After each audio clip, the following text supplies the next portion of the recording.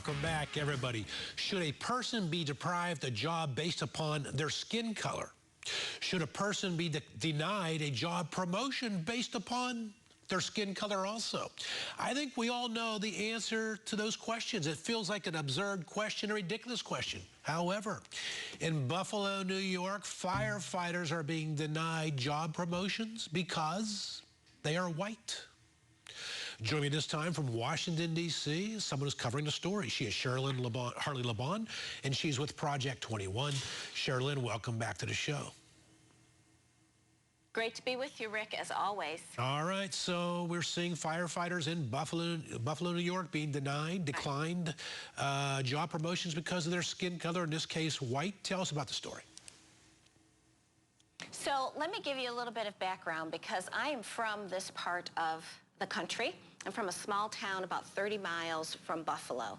So let me just tell your viewers kind of what the economic situation is like in Buffalo. First of all, it's one of these it's in the Rust Belt.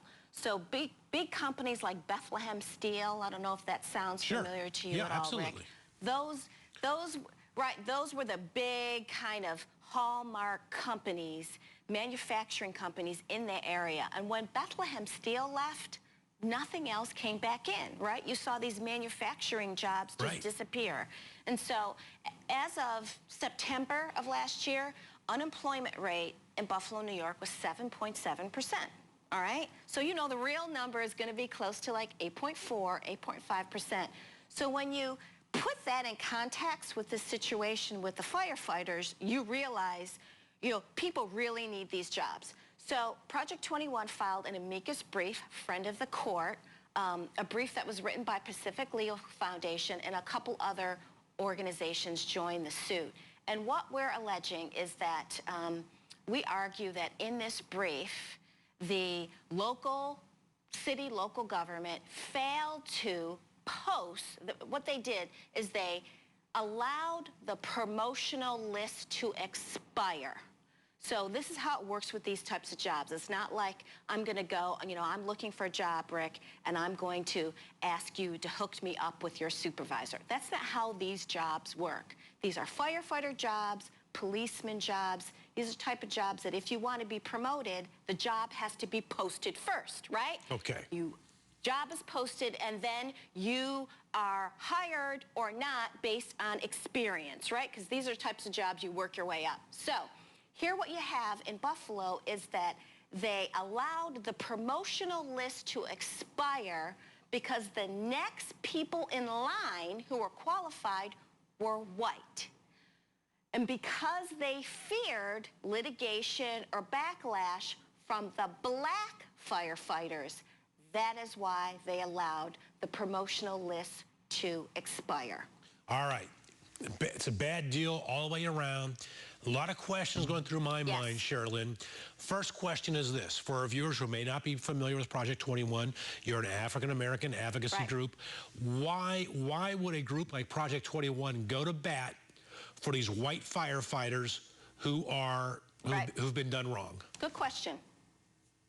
Well, here's what we are arguing in our brief, that, we discuss the difference between the disparate impact theory and the equal protection clause, because what's wrong is when you want to combat racial discrimination by discriminating against another race. I'm on board. And so, So essentially, the government here is engaging in race-conscious behavior because they are worried about the disparate impact on one race, and they're discriminating against another.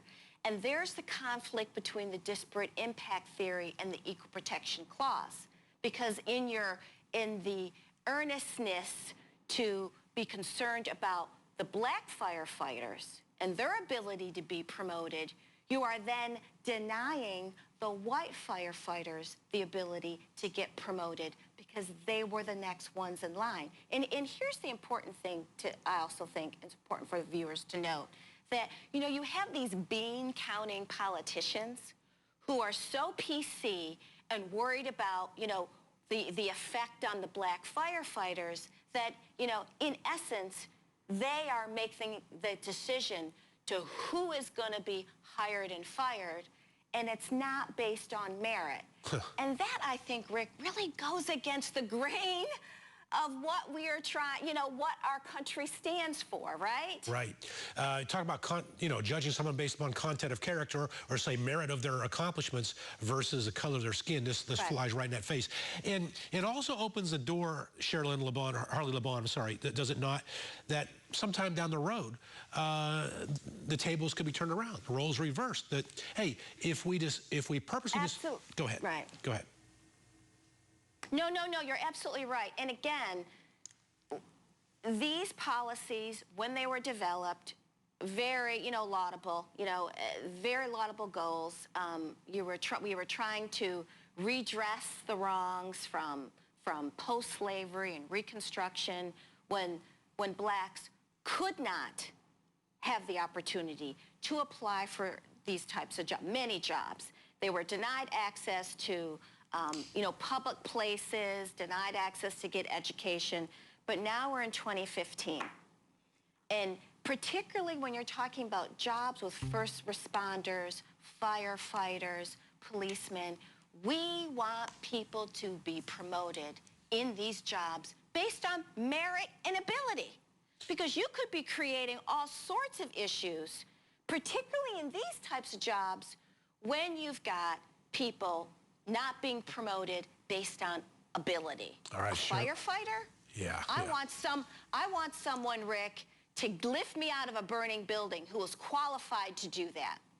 That's right. Regardless of what their color is. Cherylyn LeBon, Harley LeBon, I applaud the work your group, Project 21, is doing. We'll keep an eye on this story. We look forward to inviting you back as the story progresses.